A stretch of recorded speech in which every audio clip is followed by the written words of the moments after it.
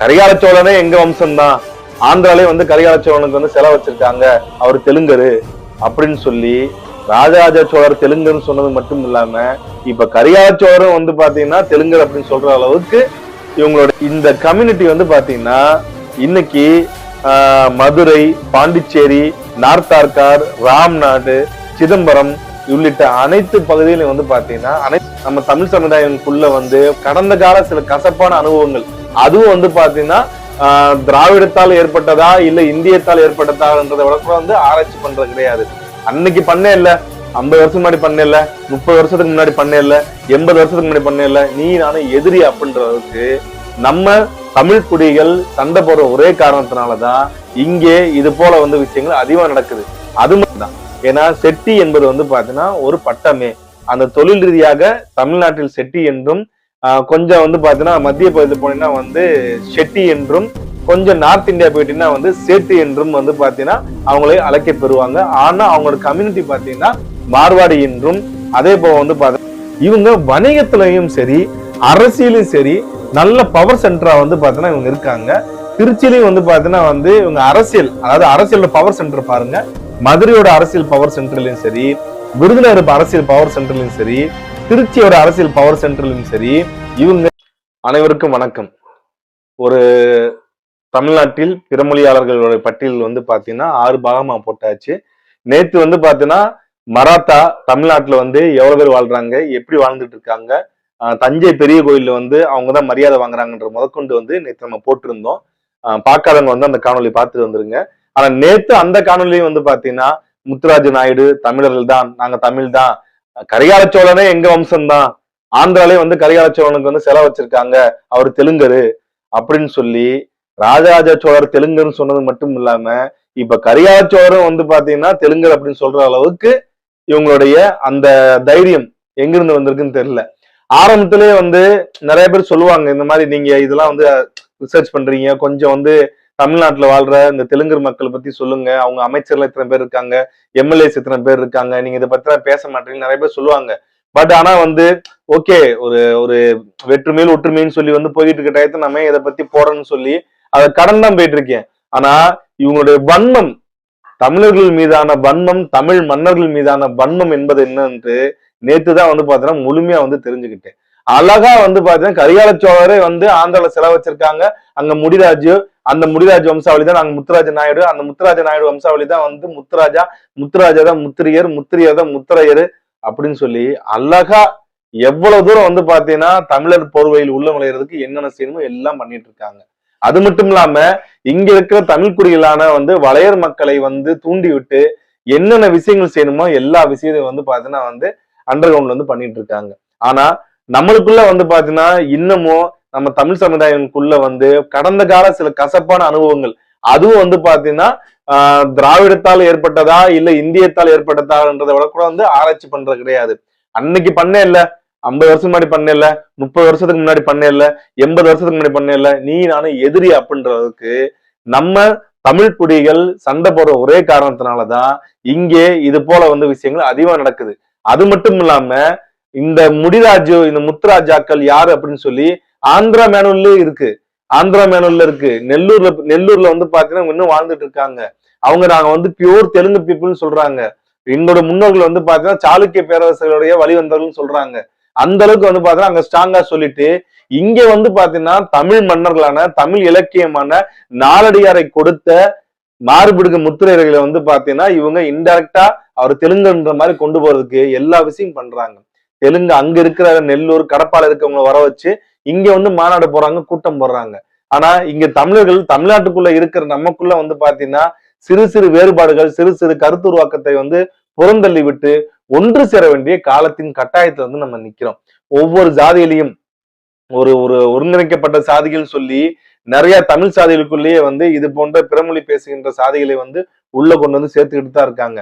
நம்ம இங்க அடிச்சு போயிட்டு இருக்கப்ப இங்க வந்து பாத்தீங்கன்னா தொழில் வணிகத்துல வந்து கோலோச்சி கொண்டு இருக்கிறார்கள், அரசியலிலும் கோலோச்சி கொண்டு இருக்கிறார்கள்.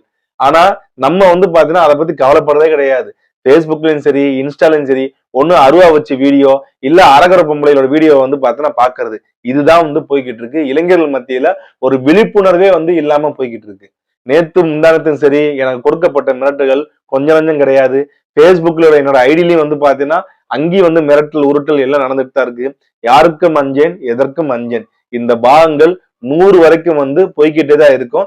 இந்த பாகத்தோட தொடர்ச்சியாக அடுத்து தமிழ்நாட்டில் தமிழர்கள் வாழ்கின்ற தொகுதியில் பிறமொழியாளர்கள் யார் யார் வந்து எம்எல்ஏவா இருக்காங்க, நகர சேர்மனா இருக்காங்க, ஊராட்சி மன்ற தலைவரா யார் இருக்காங்க, அதுபோக வந்து பாத்தீங்கன்னா அமைச்சர்களா யார் யார் இருக்காங்க அப்படின்றது கண்டிப்பாக இன்னும் கொஞ்ச நாள்ல வந்து அது தனித்தனி பாகங்களாக தொகுதி வாரியாக நிச்சயமாக என்னுடைய காணொலியில் வந்து கொண்டே இருக்கும்.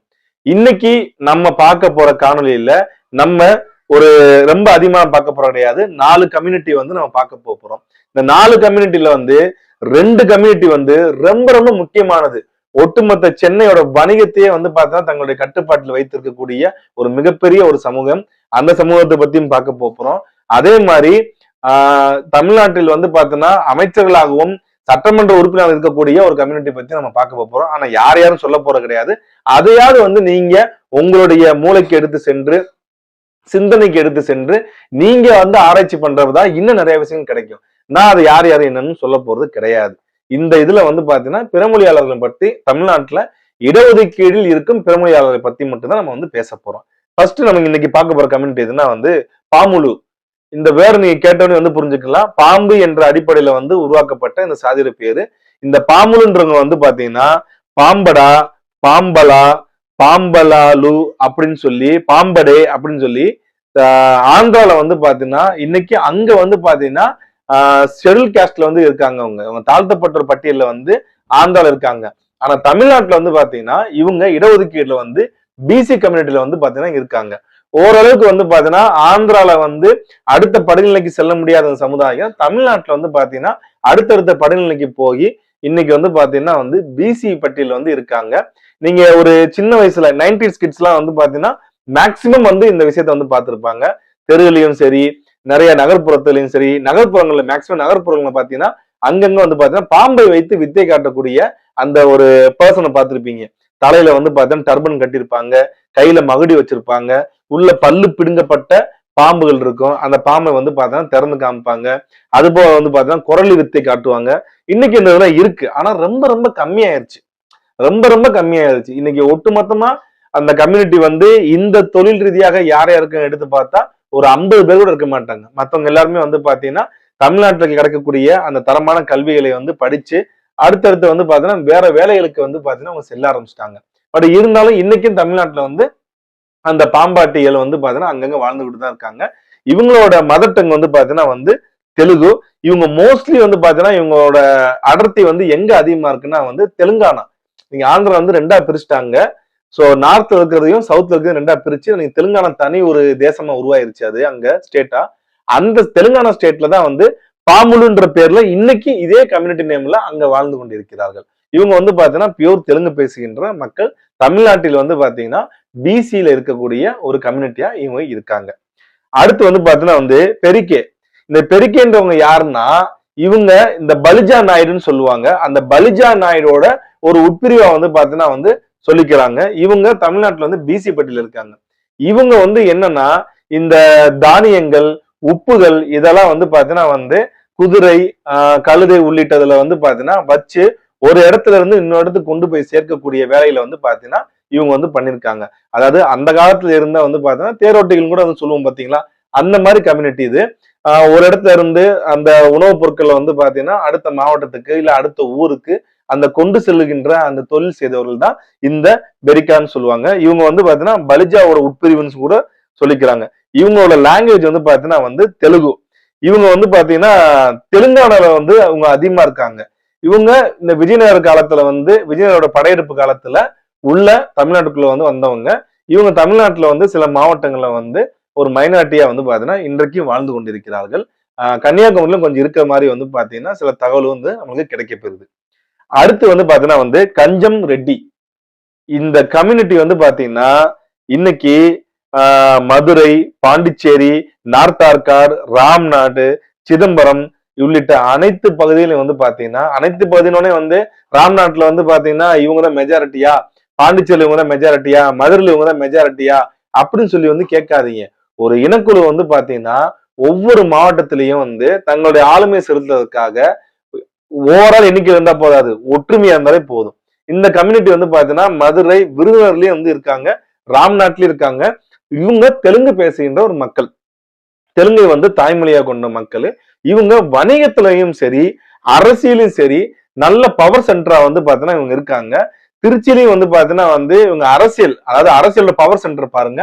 மதுரையோட அரசியல் பவர் சென்டர்லயும் சரி, விருதுநகர் அரசியல் பவர் சென்டர்லயும் சரி, திருச்சியோட அரசியல் பவர் சென்டர்லயும் சரி, இவங்க இந்த அரசியல்ல வந்து பாத்தீங்கன்னா மிகுந்த ஆளுமை மிக்க சமுதாயமா இருக்காங்க. இவங்க இதுல வந்து பாத்தீங்கன்னா அமைச்சர்களும் இருக்காங்க, பிளஸ் வந்து பாத்தீங்கன்னா எம்எல்ஏக்களும் அதிகமா இருக்காங்க. நகர்மன்றம், ஊராட்சி மன்றம் சொல்லி நிறைய இடத்துல அரசியல்ல வந்து மிகவும் ஆளுமை மிக்க ஒரு சமுதாயமாக இன்னைக்கு தமிழ்நாட்டுல கஞ்சம் ரெட்டியார்கள் வந்து பாத்தீங்கன்னா அதிகமா இருக்காங்க. ரெண்டாவது இவங்களுக்கு சங்கங்கள் வந்து பாத்தீங்கன்னா நிறைய சங்கங்கள் இருக்கு. அதுல தமிழ்நாடு ரெட்டியார் சங்கத்துல வந்து பாத்தீங்கன்னா கட்சி பாகுபாடு இல்லாமல் பிஜேபி, காங்கிரஸ், ஏடிஎம்கே, டிஎம்கே மேடையில வந்து மாறி மாறி வந்து தங்களுடைய கட்சியை எதிர்கட்சியில வந்து திட்டக்கூடிய அனைவருமே ஒரு ஒருங்கிணைக்கிற ஒரே இடம் வந்து பாத்தீங்கன்னா தமிழ்நாடு ரெட்டியார் சங்கம். நீங்க தமிழ்நாடு ரெட்டியார் சங்கம்னு சொல்லி நீங்க போட்டாலே போதும், அதுல பிஜேபியோட மாநிலத்துல இருக்கிற ஒரு தலைவரும் சரி, இன்னைக்கு இருக்க அமைச்சர்களும் சரி, அது போக வந்து பாத்தீங்கன்னா நிறைய எம்எல்ஏக்களும் சரி, தேசிய கட்சி தலைவர்களும் சரி ஒரே மேடையில வந்து உட்கார்ந்துருப்பாங்க. அவங்க யாரு எந்த கேள்வியும் கேட்கவும் முடியாது.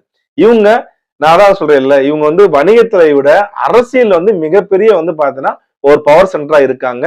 கிட்டத்தட்ட வந்து பாத்தீங்கன்னா இன்னைக்கு இருக்க காலகட்டத்துல திருச்சியிலும் சரி, விருதுநகர் மாவட்டத்திலும் சரி, இந்த மாவட்டங்கள்ல வந்து அரசியலை தீர்மானிக்கக்கூடிய ஒரு பவர் சென்டரா அவங்க இருக்காங்க. மெஜாரிட்டியான்னு பார்த்தா மெஜாரிட்டி கிடையாது. பட் அரசியல்ல வந்து பாத்தீங்கன்னா அவங்களோட ஆளுமை மெஜாரிட்டியாவே இருக்கு.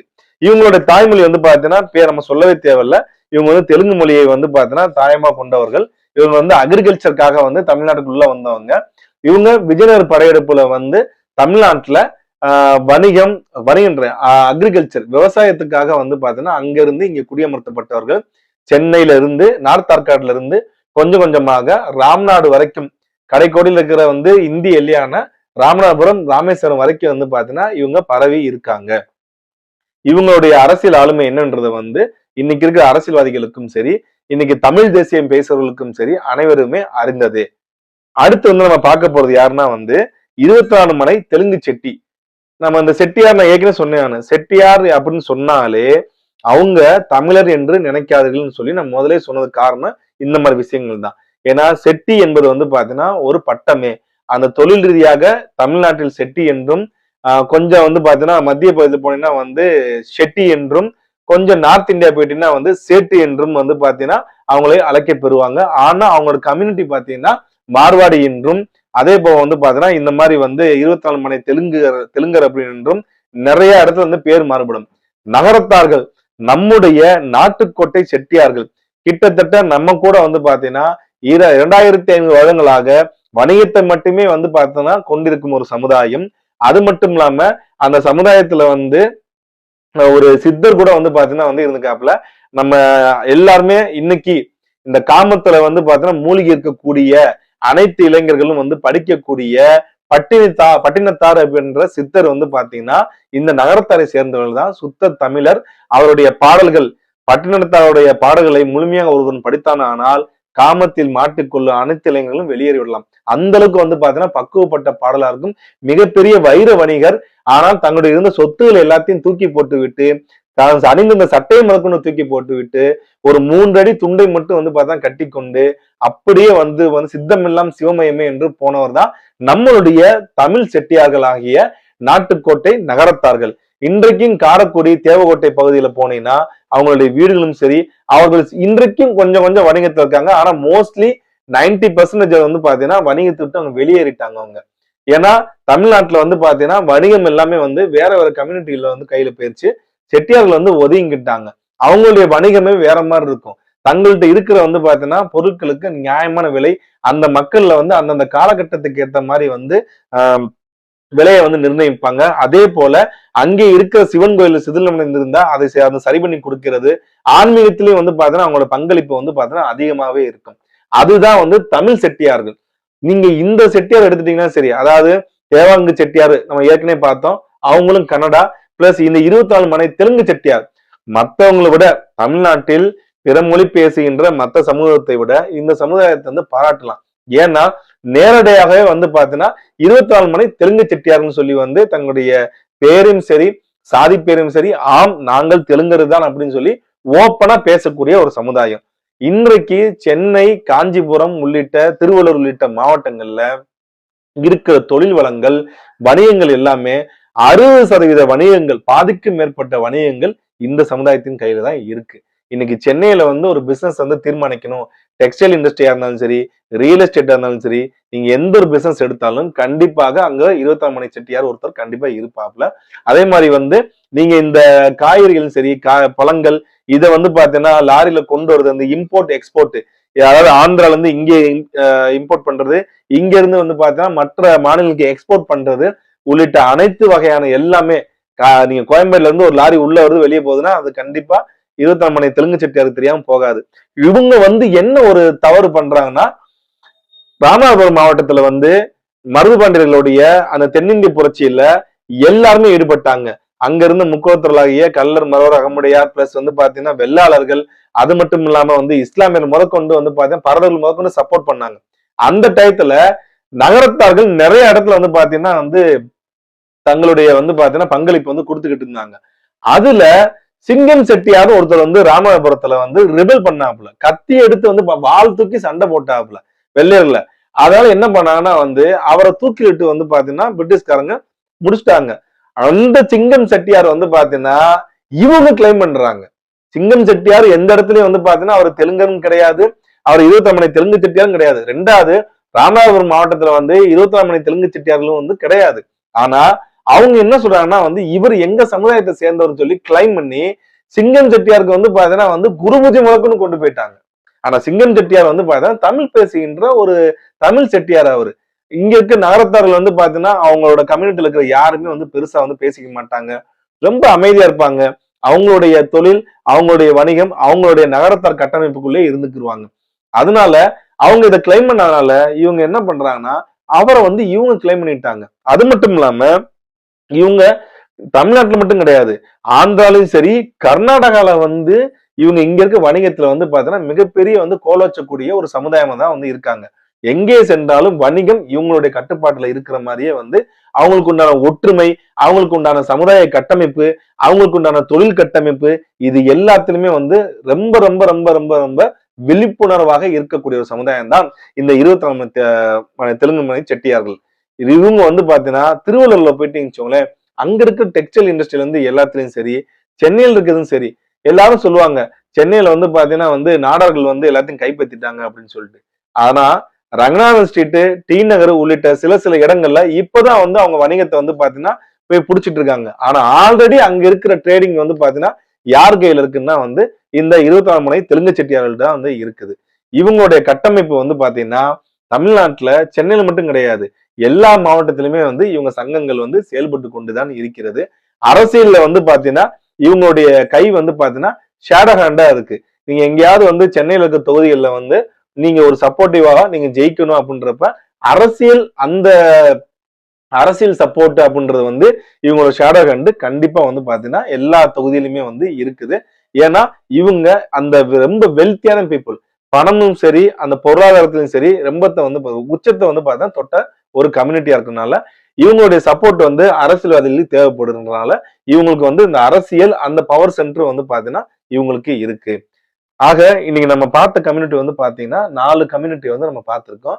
நான் இன்னொரு விஷயம் சொல்றேன், நானு இது தமிழர்கள் மீதான வன்மத்தின் பேரால வந்து பாத்தீங்கன்னா கொஞ்சம் இவங்க பேசுறதுனாலதான் நம்ம இந்த டாபிக் எடுக்கிற மாதிரியே போச்சு. ரெண்டாவது இந்த டாபிக்லயும் வந்து பாத்தீங்கன்னா யாரையும் வந்து நம்ம சிறுமைப்படுத்தி நம்ம எந்த இடத்துலயும் பேசுறது கிடையாது. இன்னொரு விஷயம் புரிஞ்சுக்கோங்க, எல்லா கம்யூனிட்டியும் பத்தியும் வந்து பாத்தீங்கன்னா ஒரு வெள்ளைக்காரன் வந்து பாத்தீங்கன்னா ஒரு பிளாக் ஷீட் வந்து எழுதி வச்சிருக்கான். அதை வந்து பாத்தீங்கன்னா நம்ம வந்து எக்ஸ்போஸ் பண்ண போறதே கிடையாது.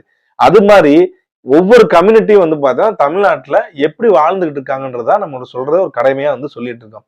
ஆனா நீங்க மீண்டும் மீண்டும் ராஜராஜ சோழர் வந்து தெலுங்கரு, கரிகால சோழர் வந்து தெலுங்கரு அப்படின்னு சொல்லி நீங்க பேசிட்டே வந்தீங்கன்னா என்னோட இடத்துல வந்து இதே மாதிரி டாக்குமெண்ட்ஸ் படிச்சு பேசுறது வந்து பாத்தீங்கன்னா அவர் எல்லாத்தையும் எக்ஸ்போஸ் பண்ற மாதிரி ஆகும்.